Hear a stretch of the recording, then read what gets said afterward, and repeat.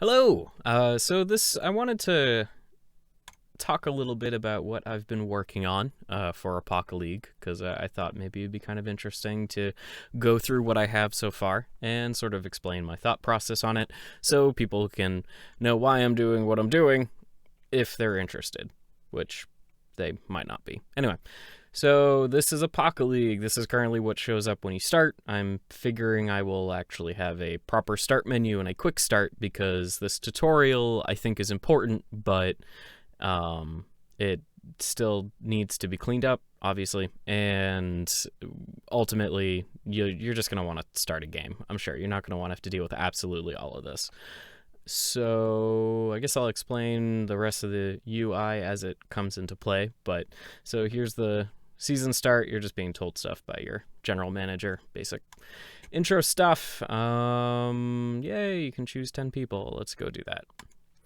So here is this initial roster. You're given a choice of 15 human players, and you can choose them based on, what people who look like well-rounded players. Like Jose Wall here isn't really good at defense, but he's pretty good at everything else.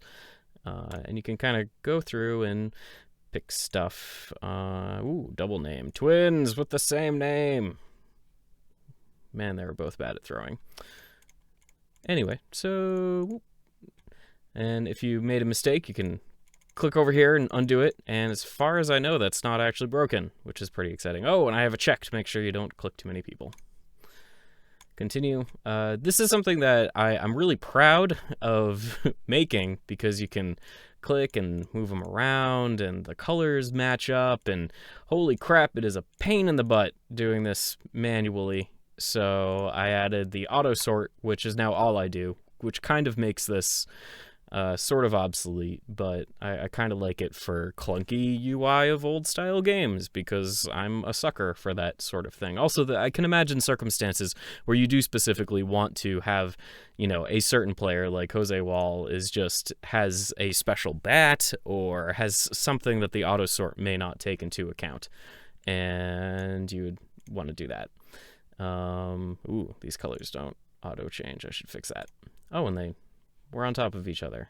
All right, that's weird. I'll check that out sometime. And then if I auto sort, those swap back. There's a little stuff in the back end for the auto sort. I just made assumptions on what people would probably want. I've figured, for their designated hitter, they probably want their strongest hitter. So whoever in the list is the strongest gets chosen. If there's a tie, it's just whoever's first. And it does that for all the different positions. So Chris Northcott is presumably the best at defense, and Tiffany Houghton is probably the best at throwing. Let's see if that's true. Yep, 4. Yay.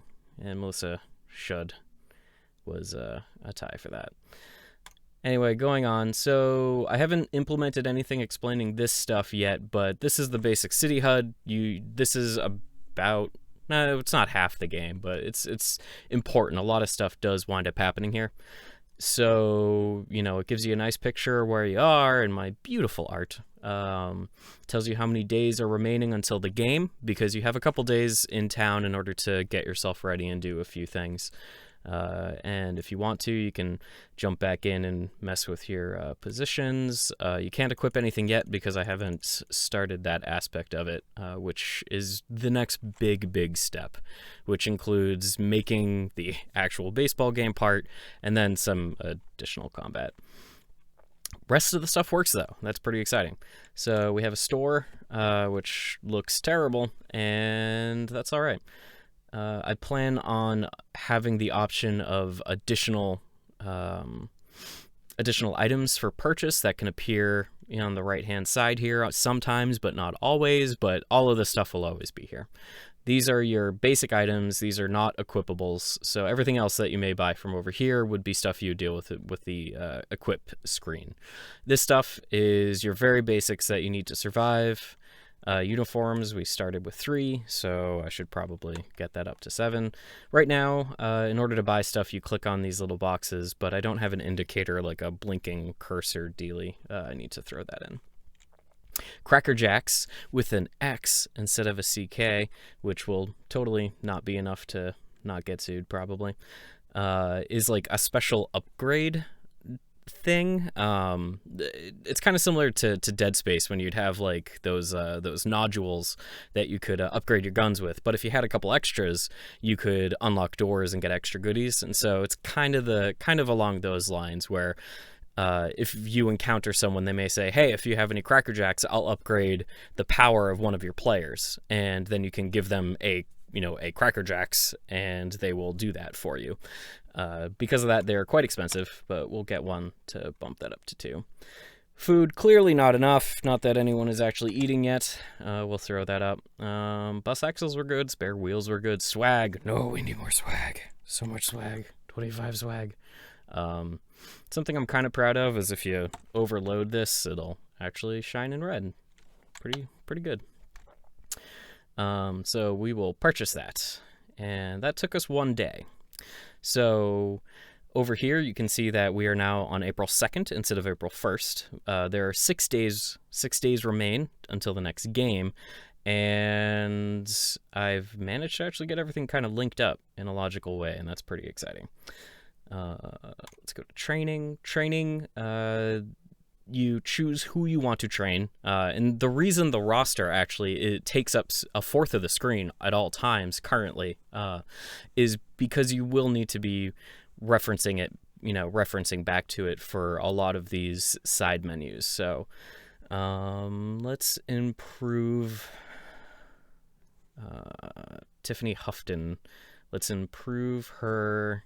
She's the pitcher, so let's improve her throwing. Pitching.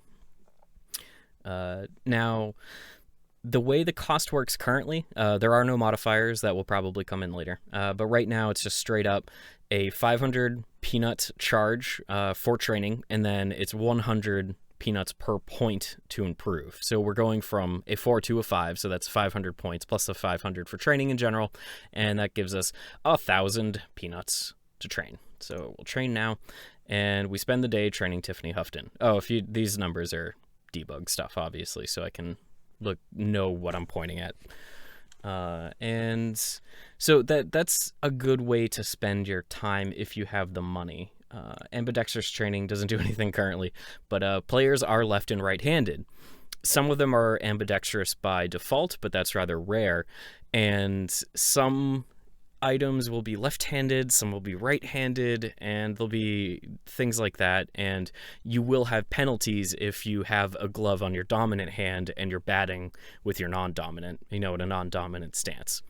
So ambidextrous training would remove that. But that's really expensive. It's 10K. We don't have enough for that. I should probably read that out. Let's make Jose. Yeah, he's designated here, so we'll train his batting. Yep, so he's going from a 5 to a 6, so he costs 1,100 peanuts.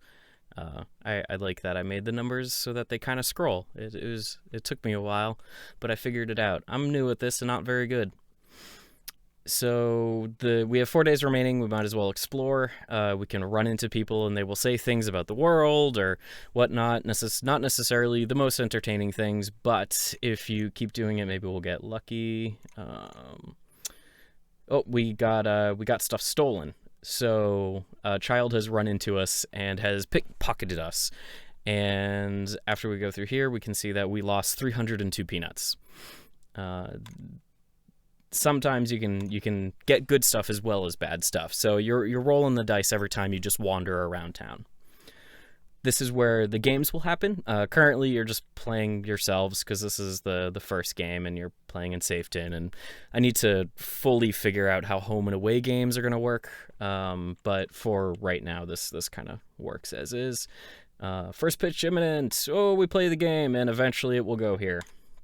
And eventually the game will end, and we will be dumped into the wasteland.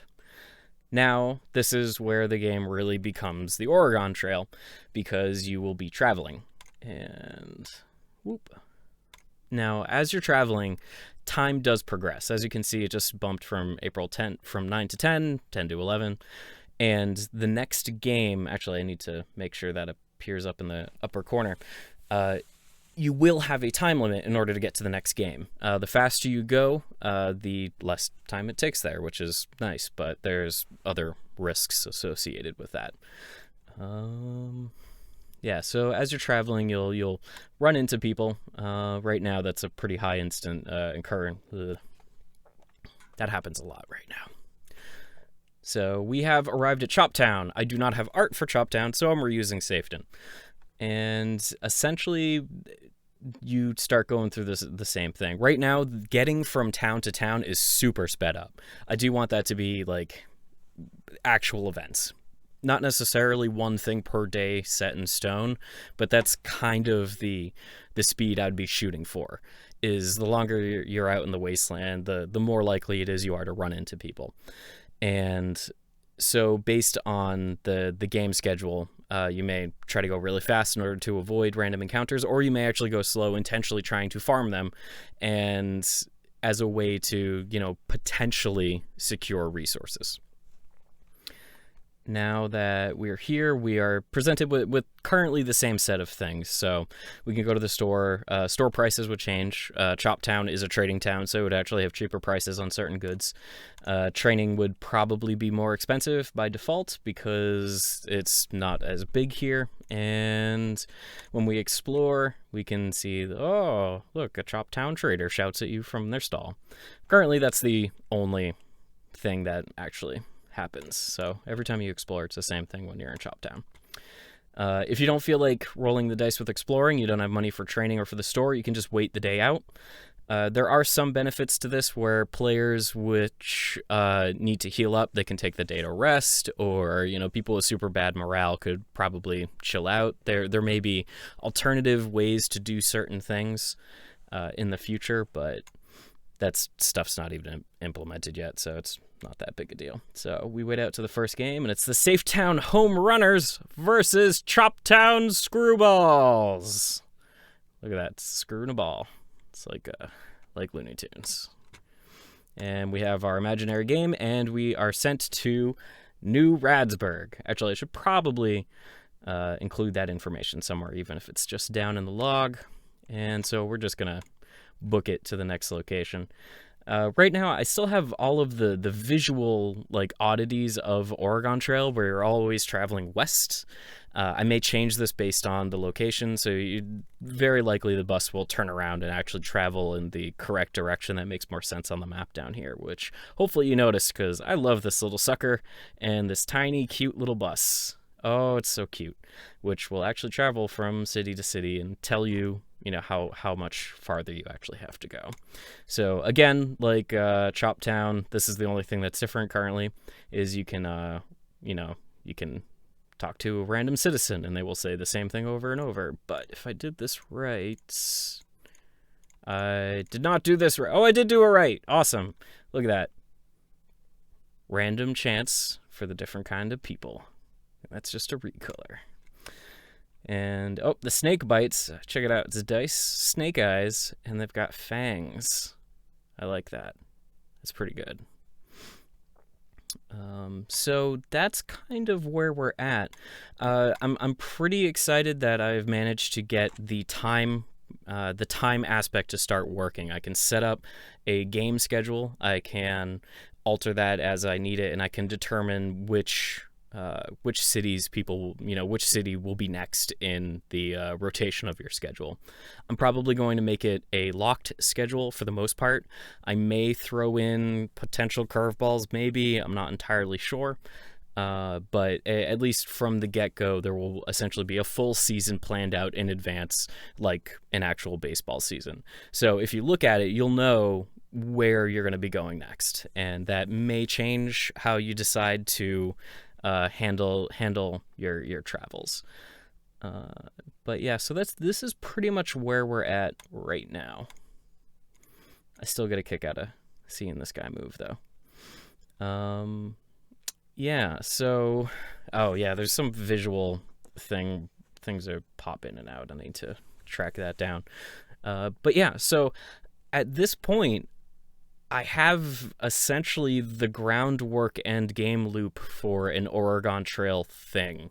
There's no end point, but I could easily set that up. And as I plan to later, the travel time on the map is going to be greatly reduced. So you're not zooming around left and right. You're going to be spending a significant amount of time in the wastes, interacting with it and the people that are in it.